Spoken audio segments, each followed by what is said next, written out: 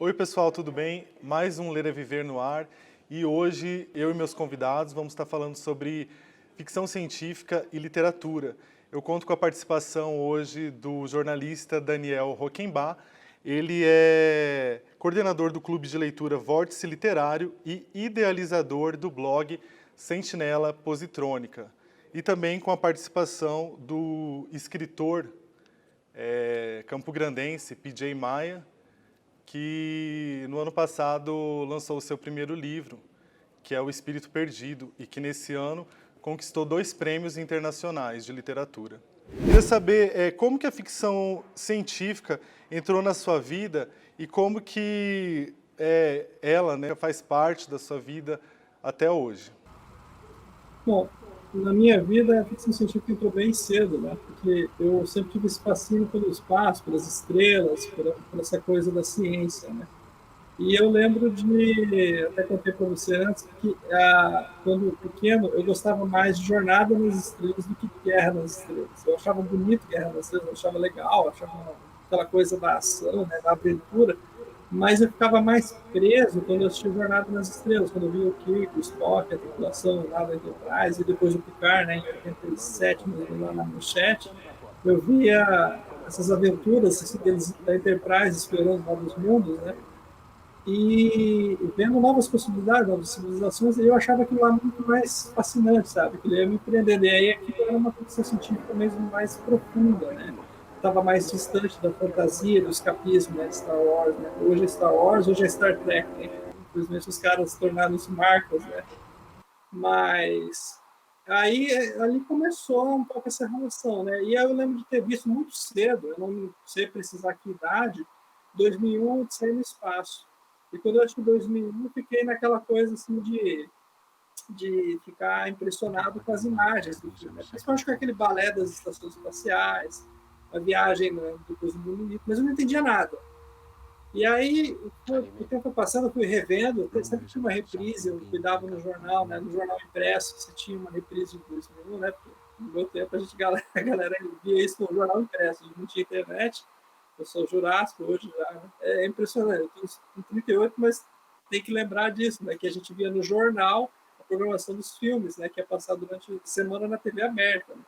Era assim que a gente sabia o que ia passar. E aí, se eu via que ia passar 2001 ou Blade Runner é outro filme que também teve esse impacto impacto assim, na imagem, né, nas imagens que produziu, e eu ficava fascinado por esses filmes. Mas, assim, Blade Runner eu até comecei a entender, já sacar lá qual era do filme, mas 2001 eu ficava meio perdido, né? Até que um belo dia lá, pelos 12 anos, eu peguei uma super interessante que me falava que 2001 era baseado era um roteiro que tinha sido escrito a 4 mãos entre o Stanley Kubrick e o Arthur Clarke, né? E o Arthur Clarke, ao mesmo tempo, escreveu o livro. E ele já era um autor de ficção científica. Eu falei, cara, vou ler esse livro. Daí, quem sabe, eu alcance 2001, né? Entenda mais, né? E aí eu fui no sebo aqui na cidade, né? Eu fui já caçar, porque não era um livro novo, né? E aí eu achei essa edição aqui de 2001, de 1971, e eu li no mesmo dia, já fiquei impressionado, e ali eu descobri uma paixão, que era a literatura de ficção científica, né? Que daí eu comecei a ler Arthur Clarke, aí do Arthur Clarke eu fui para as indicações do próprio Clarke, né? O Asimov, o Robert Heinlein. Depois eu fui descobrindo mais tempo o Philip K. Dick, o Frank Herbert, autores assim que foram me levando a outros níveis da ficção científica, né? Até chegar, inclusive, aos autores do leste europeu, né? O Stanislau Lem, por exemplo, Solaris.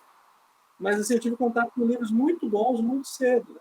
A Mão Esquerda da Escuridão, da Ursula Le Guin. Foi tudo nessa fase ali da juventude e Que adolescência. pôde estar ampliando bastante a sua mente, né, para esse universo tão mágico da ficção científica.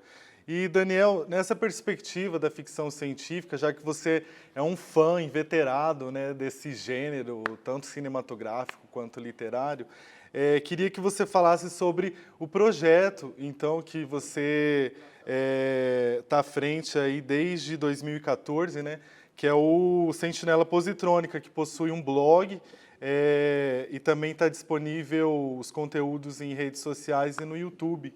Queria que você falasse um pouco, né, sobre esse projeto, como que nasceu, por que que você decidiu estar idealizando. O Sentinela tem uma história curiosa, porque ele nasceu de um puxão de orelha, que é uma coisa assim. Eu tinha essa relação com a ficção científica, e quando começou a internet, eu participava muito de muitas coisas, né? Muitos fóruns, muitas discussões. A gente tinha os BBS na época.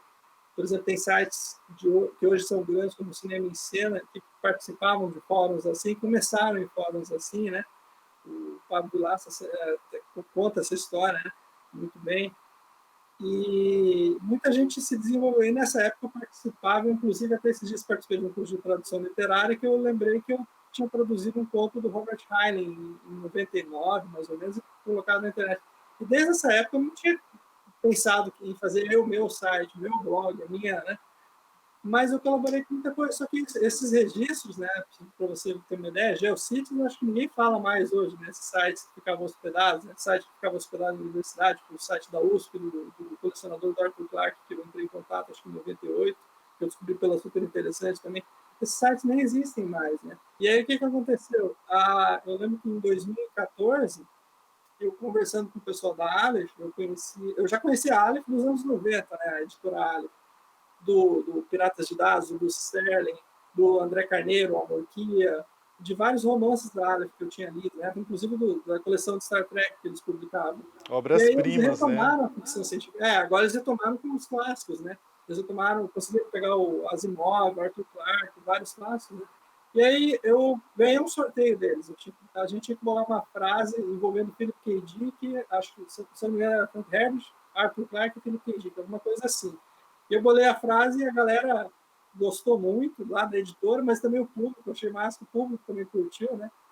E aí eu fiz amizade com o pessoal, né, através da Lucy Fraqueta, né, que é a pessoa da comunicação lá, responsável lá, uma muito querida, amiga até hoje. E ela falou, cara, você deveria fazer uma coisa com isso, já que você gosta tanto, pelo que você fala, né? E aí, daquelas conversas ali com a turma, ali, o Daniel Lameiro, o pessoal ali, quando eu conheci, na festa também, eu falei, cara, tá, beleza, vou escrever sobre. Né? Só que é uma coisa que demanda muito tempo, né? Então, eu também não consigo hoje conciliar tão bem quanto eu já pude conciliar mais no passado, né? Mas é uma coisa que eu mantenho até hoje. Nasceu desse puxão de orelha da turma, né? De falar, ó, se você tivesse feito Legal. isso, né? Que bom que tem. Eu tive navegando pelo blog e tem muita informação legal para quem é fã de ficção científica. É uma importante referência, pelo menos eu achei, né, na minha opinião.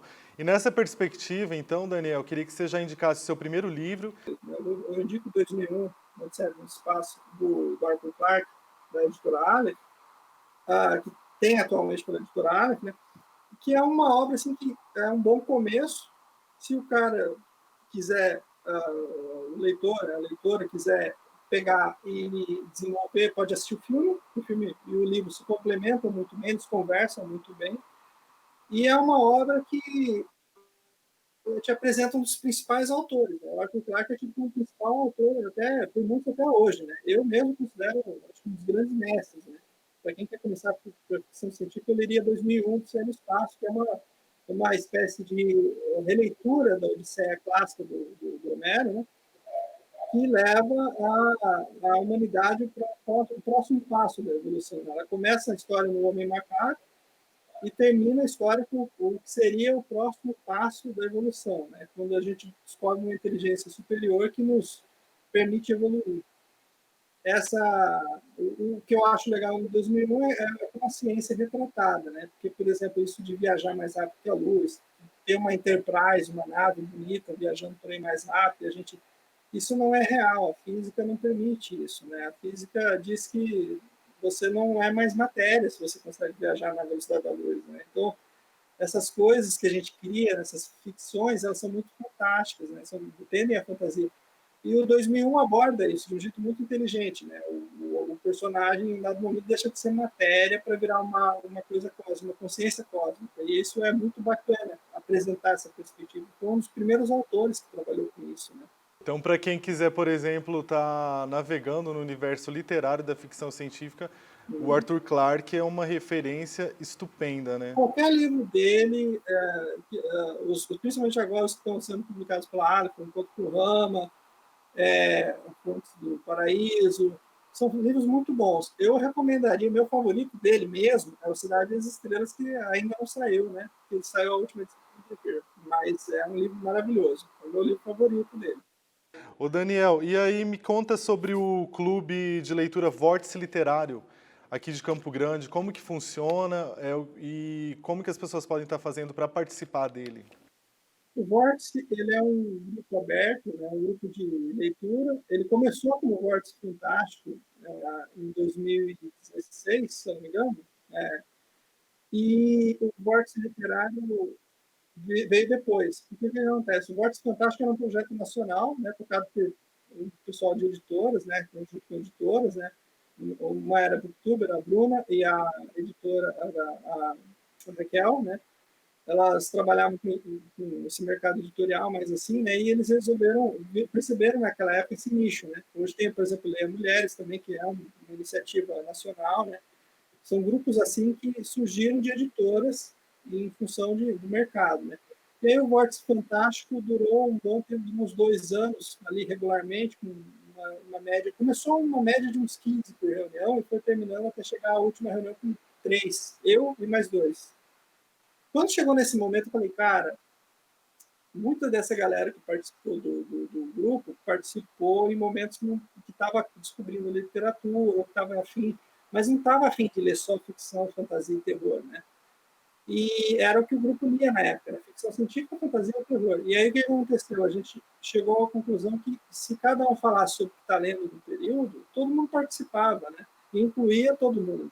E eu comecei a perceber que nas últimas 6 reuniões, nesse período ali entre 2016, acho que 2018, aconteceu isso, sabe? Do grupo começar a dispersar em função das leituras. Então, quando a gente abriu o Vórtice Literário, a ideia do Vórtice era assim, que cada um viesse e participasse com sua leitura. Falou, ó, você leu, sei lá, Turma da Mônica Jovem, o outro leu Tolstói, o outro leu Dostoiévski, o outro leu, sei lá, um livro de autoajuda. Já aconteceu de tudo no grupo, né? A O gente já teve importante reunião. era promover essa interação, né? A interação e a leitura, né? A gente E a teve leitura, reuniões, por com exemplo, que certeza. foi do Grandes Sertões Veredas a livros sobre espiritualidade. A gente foi livro sei lá, do Kafka a livro de discussão sobre Freud. Né? Então, assim, todo mundo participa, no final das contas, de uma discussão, às vezes, produtiva e que leva para... Né? E mesmo que a pessoa não tenha interesse naquele assunto, o próximo a falar, às vezes, pode ter alguma coisa que vai E interessar. Né? vocês Então, têm 2 encontros mensais, né? isso. Agora a gente De forma criou, remota agora com o Corona, né? desde março tem sido remoto. A gente tem feito as reuniões via Skype e agora a gente criou uma reunião que a gente tinha feito já um encontro, uma vez, uma experiência, que todo mundo ficava falando, às vezes, de tempos em tempos em cinema, né? Levava um filme. Falava assim, vou falar do livro, mas esse livro tem um filme, ou tem um filme que me lembrou por causa desse livro, né? E aí eu falei, cara, vamos fazer uma reunião de cinema. A gente fez essa experiência, deu muito certo. A gente fez uma reunião assim que cada um indicava um filme ou uma série, alguma coisa, né? E aí eu falei para o pessoal esse ano, olha, a gente está fazendo essas reuniões, eu estou vendo que vocês estão falando de filme, e se a gente fizer uma reunião no meio do mês, que a gente faz a reunião costumeiramente no final do mês, né? Então a gente dá umas 2 semanas entre cada reunião. Essa reunião do meio do mês ficou para falar só de cinema e série, o que você está vendo, o que cada um indica. E no final do mês a gente fala sobre literatura em geral. Ah, legal. E hoje está contando aproximadamente com quantos participantes? Olha, oscila muito. Nas reuniões a gente tem uma média bem legal, por ser online, né? Começa às vezes com 15, 20, mas nunca diminui muito, sabe? Mas o pessoal vai saindo também ao longo da reunião porque tem essa coisa do online, né? Mas nas presenciais a gente está numa média de uns 15, mais ou menos. E para finalizar esse bloco, eu queria que você falasse o porquê, né? Da onde você tirou os nomes, né, para o blog Sentinela Positrônica e também para o nome do grupo. O Sentinela Positrônica veio do conto do Arthur Clarke, né, o Sentinela. Eu gosto muito do Arthur Clarke, então o Sentinela veio do Sentinela, que é um conto dele que inspirou 2001, que inspirou o público quando leu, né? Falou, que era algo nesse sentido, e o Sentinela é meio que tipo um monolito de 2001, só que era uma pirâmide, né, translúcida.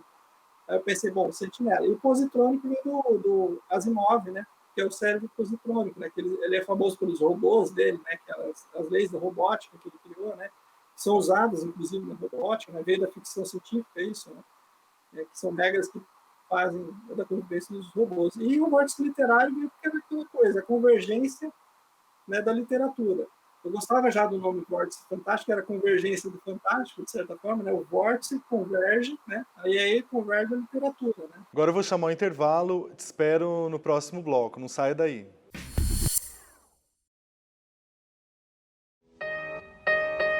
O leite materno tem todos os nutrientes, vitaminas e anticorpos de que o bebê precisa. É o único alimento que o recém-nascido deve receber do pós-parto até os 6 meses de vida. Essa nutrição tão completa, que funciona como uma vacina natural e tem até mesmo a água de que o bebê precisa, é chamado de alimento padrão ouro pela Organização Mundial de Saúde. E foi pensando nessa preciosidade que desde 1992, os primeiros dias do mês de agosto foram escolhidos para lembrar ao mundo todo sobre a importância da amamentação. O Brasil foi além e em 2017 foi estabelecido agosto como o mês da amamentação. 30 dias para se dedicar a promover ações que incentivem o aleitamento materno e a doação para bancos de leite humano. Amamentar é alimentar e amar. A Assembleia Legislativa apoia essa causa.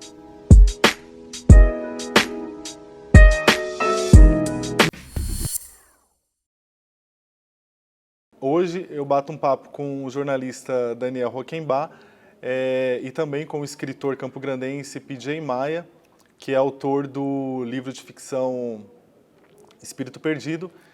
E a gente está desvendando um pouco, né, para você que está assistindo, o universo da fantasia que existe, né, no mundo da ficção científica.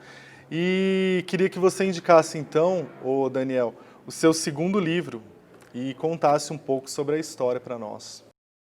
Bom, o segundo livro que eu indico hoje é o outro essencial da ficção científica, que é o Isaac Asimov, o Eu, Robô. Eu, Robô eu acho que é a melhor porta de entrada para entender o Asimov, porque assim ele conta as histórias de robôs dele. Tem muita gente que indica a Fundação, mas a Fundação é um livro muito longo, muito extenso. Eu recomendo o Eu, Robô, porque são contos, são bem leves, e nesses contos ele apresenta todas as 3 leis da robótica e mais ou menos todos os preceitos que ele vai falar na obra dele, né? Na obra que envolve os robôs, né? Depois ele tem outro universo que ele criou, que é a Fundação, né? Mas aí, em um dado momento também, ele junta a Fundação e os robôs, né? Mas é bem interessante, eu acho que o robô, para você descobrir um autor que trabalha muito bem a ciência dentro do texto, né? E ao mesmo tempo é um autor muito imaginativo, né? Pensa nele como aquele autor de romance culto, romance de mistério, suspense, ele vai mais para aventura, para o culto, para pegar o leitor, sabe? Para aquela coisa assim. Então desperta mais a imaginação, né, do leitor. Nesse sentido, ele desperta essa coisa da curiosidade. É tipo, pensa assim, como se o Arthur Clarke fosse aquele romancista que vai escrever os clássicos e o Asimov ele se dispõe a ser uma espécie de Agatha Christie da ficção. Ah, sim. Ele vai te contar histórias que vão te prender por uma narrativa e ao mesmo tempo vão te levar para universos fantásticos, né? É como se ele, por exemplo, tem vários romances dele que são um mistério, né? Que são os Robôs da Alvorada, o Cavernas de Marte, o Oceano de Vênus, são vários mistérios, assim, tem uma série, por exemplo, que envolve um personagem chamado Luke Stark, que é maravilhoso, ele é um investigador. Então, assim, sabe, tem aquela coisa envolvendo o que o robô fez de errado. Será que o robô foi o culpado? Porque geralmente é assim, né? O robô deu problema e foi culpado. Não é bem o robô. Aí descobre que tem um humano, sabe? Então, sempre é uma Não é coisa... bem assim, né? Bote bem... Não foi bem assim. Mas Viu, Daniel? exatamente... E além, né, de você que é super fã de ficção científica, com certeza está lendo muitos, né, livros nessa pandemia. O que você tem feito fora isso, né, e fora também trabalhar como jornalista, para estar aliviando um pouco a tensão, né, por conta do coronavírus? Eu faço o que mais me distrair, né? Eu costumo entrar num livro, ultimamente eu tenho entrado num livro, assim, eu leio muito rápido, não por ler apressadamente, mas ler mesmo, né, sem parar. É porque você E já eu tem, tenho né, o conseguido hábito, né, ficar, da leitura. e aí, assim, eu tenho conseguido ficar grandes períodos lendo. Então, eu tenho lido mais ou menos um livro, dois, às vezes até três, né, na semana. Porque eu fico, assim, às vezes umas 5, 6 horas que eu fico parado, eu já vou lá e leio, sabe? Tem uma reunião, sei lá, fim de semana, esses dias teve o Leia Mulheres. Eu li o livro em poucas horas, o livro do Leia, né? Era um romance lá, Você é da turma do desliga a TV e vai ler um livro, né? é... Não, mas às vezes eu também ligo a TV, jogo videogame, tenho Ah, visto muito é? filme também. Eu tenho aproveitado para colocar assim minha. Eu tenho sentido assim que tem sido uma oportunidade, né? Porque é meio que um privilégio poder ficar em casa. Então a gente também não pode negar que tem essa coisa, né, de que tem muita gente que está tendo que sair, né? Mas eu acho que assim, se você pode ficar em casa, você está fazendo bem para quem não pode ficar em casa. Por exemplo, sei lá, quem trabalha no mercado, entregador, que esses serviços deveriam ser essenciais, né? As pessoas estão distribuindo, por exemplo, sei lá, comida, ou o cara que está no hospital, né? Quanto mais gente tem na rua, mais a gente corre o risco de ficar circulando o vírus, né? Quanto mais a gente Lógico, o sai, importante é desaglomerar, né? e aí eu sinto O isso, Dan... que ficar em casa é uma espécie de coisa que eu tenho aproveitado. Né? Eu vejo muita gente reclamando, porque não, sei, não, eu estou aproveitando, tem uma pilha de livro aqui que eu não leio, eu estou lendo agora, eu não sei se até quando isso vai, mas eu vou acabar com essa pilha, se mulher. Esse que é o Ó, tá mais vendo, pessoal? Para produtivo. aliviar a tensão, ó, siga a recomendação do Daniel, leia um livro. Quem teve uma notícia, Daniel, muito legal nessa pandemia foi o escritor PJ Maia, que ele é aqui de Campo Grande, atualmente mora em São Paulo. Ele é produtor audiovisual lá. E no ano passado ele lançou o seu primeiro livro, que é uma obra de magia, né, e que navega muito pela ficção científica, que é O Espírito Perdido. E eu vou chamar então, inclusive esse livro conquistou durante a pandemia, né, uma importante premiação de literatura de Londres. E então eu vou chamar ele aqui para se juntar conosco. Agora eu vou. E aí, João, e aí, Daniel, tudo bem? Tudo jóia? Tudo bom? Já? Ah, tá. Tava ouvindo o papo ali no primeiro bloco sobre 2001 e aconteceu uma coisa muito curiosa aqui na quarentena. Em São Paulo tiveram alguns cinemas que eles abriram em formato drive-thru, né? Passando filmes clássicos. E o filme que eu fui ver foi 2001. E posso te falar, para quem gosta do filme, para quem nunca viu, assistir esse filme no contexto atual, de pandemia, isolamento, é uma loucura, porque parece uma profecia o filme. Porque é assim, Exatamente. Ele está em isolamento social numa nave, por causa de uma epidemia que está rolando na Lua. Aí tem um monolito lá, que não pode ter contato nenhum, né? Parece um smartphone, aí o cara, para matar a saudade, conversa com a menina no Skype, que é tipo a videochamada deles. É uma loucura, assim. Vendo ali, parecia. Muito legal. É um filme atemporal, né? E como você falou mesmo, na época que a gente está vivendo, é muito atual. E aí, o Daniel, que tal então, de repente, promover, né, um debate sobre o espírito perdido, né? Mais pra frente no Vórtice Literário, ia ser legal, né? Nossa, pode ser assim, se o seu grupo se interessar pelo livro e quiser ler, fique comigo, que eu participo com o maior prazer. Muito obrigado, Daniel, pela sua participação. Você é um cara fenomenal. Quem quiser saber tudo sobre ficção científica, consulta o Daniel Rockenbach, ele é o guru da ficção científica. Um grande abraço, Daniel, boa sorte aí nos seus projetos. PJ, e aí, me conta sobre como que foi estar recebendo, né, essa notícia assim, em plena pandemia, deve ter renovado um pouco, né, as suas forças. Então, foi muito legal, João, porque eu estava em Campo Grande, inclusive, estava em quarentena com a minha família quando chegou a notícia, né? E foi muito bacana, porque eu acho que todo autor, quando lança algo, você tem todo um caminho, né, para você fazer o seu trabalho, ser conhecido, circular.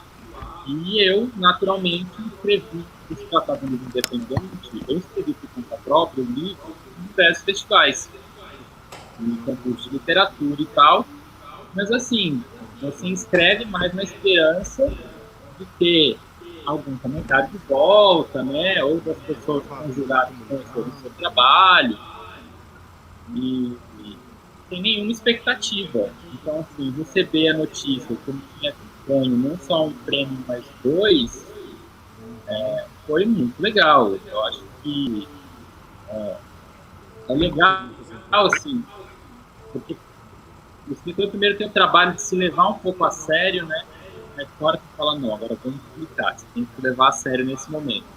Mas uma premiação é quando outras pessoas levam o seu trabalho a sério. É muito bacana, assim, né? Dá um gosto, né? Dá vontade de escrever mais, é como se fosse uma confirmação para você, né? Tipo, poxa, vale a pena você investir o seu tempo, né? E o seu esforço nisso, né? E antes, em março, no início desse ano, né, acho que um pouco antes da pandemia, ele foi premiado em Nova York também, né? Eu recebi as duas notícias meio próximas, assim.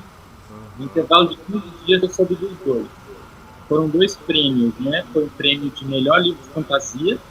Fiquei muito feliz porque tinha bastante gente no páreo, né? O prêmio de Nova York, o Independent Press Award, que é só para autores independentes.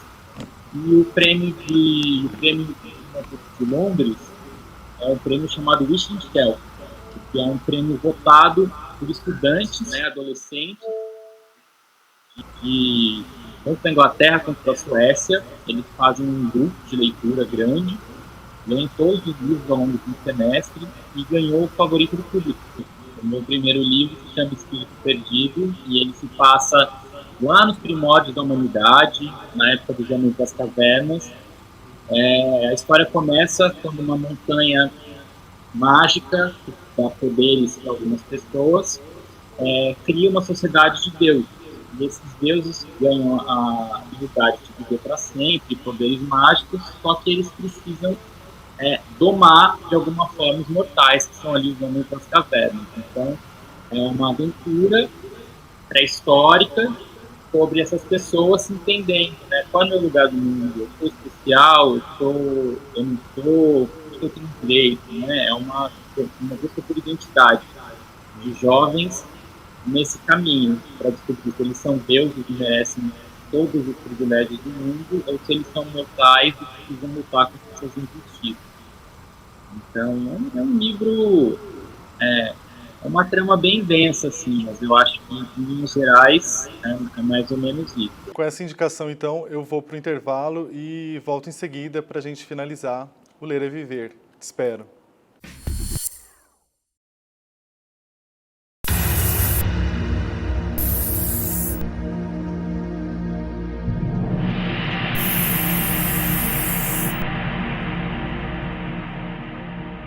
Uma pandemia silenciosa, por muitas vezes mortal, afeta todos os dias a vida de mulheres sul-mato-grossenses. É o machismo estrutural, a violência doméstica, a discriminação, o menosprezo, o sentimento de posse. Até quando seremos humilhadas e agredidas? É preciso dar um basta e romper com o muro da ignorância e da omissão. Lembre-se, você não está sozinha. Em nosso estado existe uma rede de apoio pronta para te ajudar. E a Lei Maria da Penha também está ao seu lado para coibir e punir a violência doméstica contra a mulher. Não se cale, denuncie. Governo do Estado de Mato Grosso do Sul. O Ler é Viver está de volta e aqui comigo está o escritor PJ Maia, que é de Campo Grande e que no ano passado lançou o seu primeiro livro, Espírito Perdido. PJ, você me disse que esse livro, né, esse primeiro livro, faz parte de uma saga, né? Você pretende estar escrevendo mais quantos livros, né, dessa saga? E o que você pode contar para a gente, né, do que os leitores podem estar esperando das aventuras da Kiana no próximo? Então, eu acho que esse é um livro que tem um mundo e ele é bem denso, tem bastante coisa acontecendo ali, tem uma mitologia que eu acho que está bem trabalhada. Então, tem potencial para escrever, seguir escrevendo. Assim, eu não tenho um número fechado em mente, mas o que eu gosto de pensar, eu quero escrever um de cada vez. O livro, naturalmente, o primeiro tem um gancho para o segundo, mas eu gostaria que cada livro fosse um livro completo, que ele pudesse ser lido independentemente e que a pessoa não sentisse que a história não acabou, sabe? Então, assim, um sim. número de volumes eu não tenho em mente ainda, mas o segundo está sendo escrito e eu não posso falar nunca. Está em produção. Em breve eu vou começar a soltar os primeiros detalhes, mas ainda o processo de escrever assim, um livro, ainda mais uma aventura, com muito personagem, ele é um processo meio solto, né? Às vezes eu estou escrevendo o personagem separadamente, mas assim que eu for revelar os primeiros detalhes, eu aviso vocês. Queria que você indicasse o seu segundo livro, né, e falasse um pouco sobre a sinopse. Sim, eu acho que o Daniel falou de vários clássicos, né? E eu vou indicar um clássico também, é um livro que eu gosto muito, é o primeiro livro de ficção científica que eu li, e é um livro que foi publicado em 1895. É um livro do H.G. Wells chamado Máquina do Tempo. E é um livro sobre um cientista no final do século XIX que ele constrói um aparato e ele vem para um futuro muito remoto. Então é muito interessante porque ele é um clássico de ficção científica. Ele tem tudo que o gênero pede, né, de um bom livro. E é muito interessante você ver há 200 anos atrás, há 100 anos atrás, como que imaginava o futuro, né? Então, assim, esse livro é um clássico. Aliás, esse autor, tudo dele é muito bom. Guerra dos Mundos também é muito bom. E eu recomendo, Inclusive, então, Guerra dos Mundos tem um filme, né? sim, A Máquina do Tempo também. Mas para quem Também, né? tiver chance Também. de ler o livro, leia o livro. O texto dele é imbatível, é muito bom. Legal. PJ, é importante a gente frisar também que o seu livro Espírito Perdido está disponível, né, gratuitamente por e-book, né, no site da Amazon, né?